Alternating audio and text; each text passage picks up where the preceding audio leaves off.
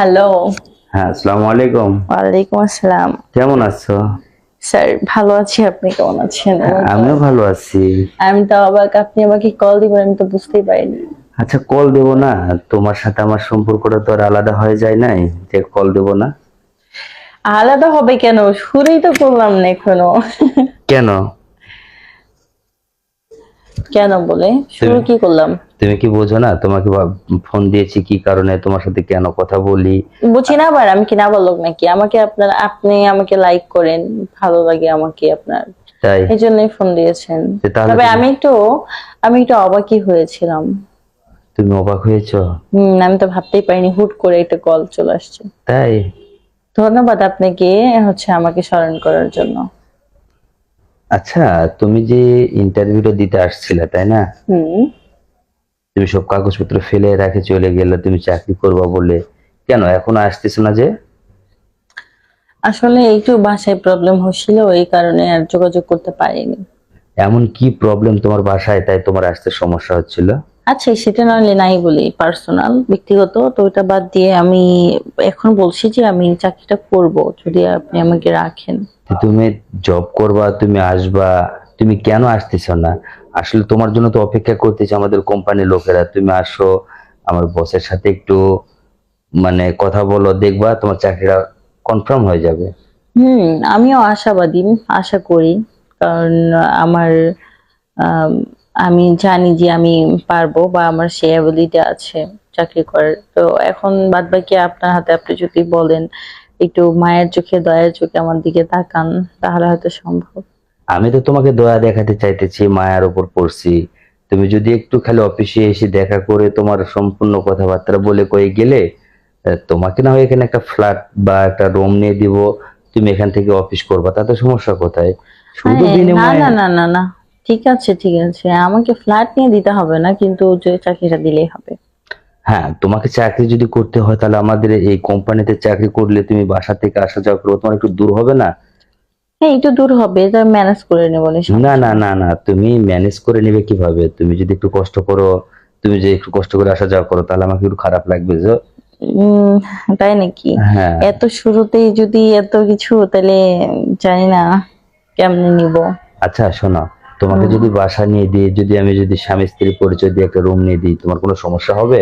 ছি ছি, কি বলেন আপনি? কেন? আস্তাগফিরুল্লাহ।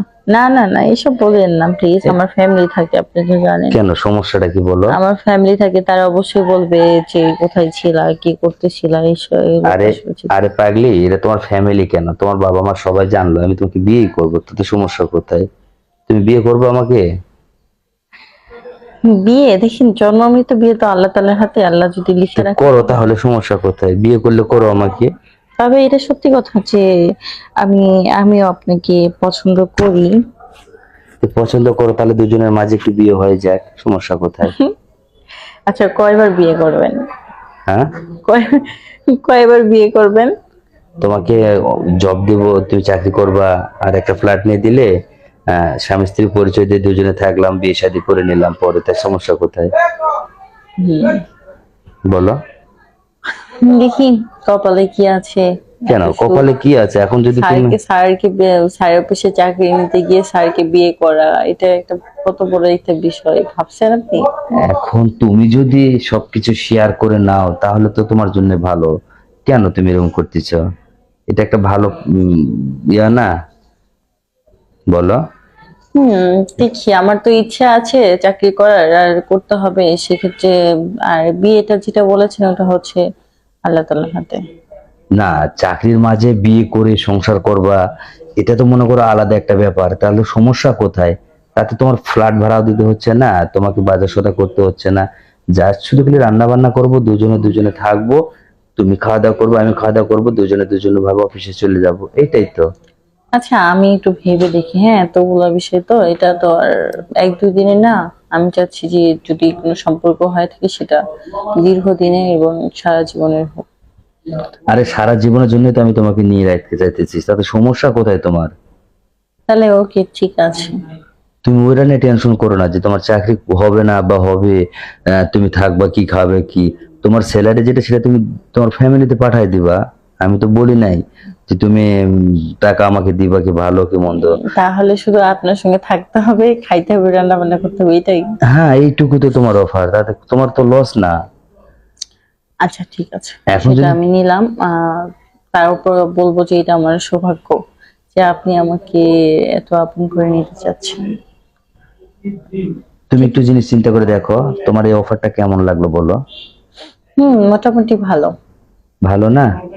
তো এই জন্য বলছিলাম যে আমি তোমাকে সবকিছুতেই এড়িয়ে মানে চলবা বা সবকিছু এড়িয়ে এড়িয়ে থাকবা তা তো না, তুমি আমার সাথে সবসময় অ্যাক্টিভ হয়ে থাকবা।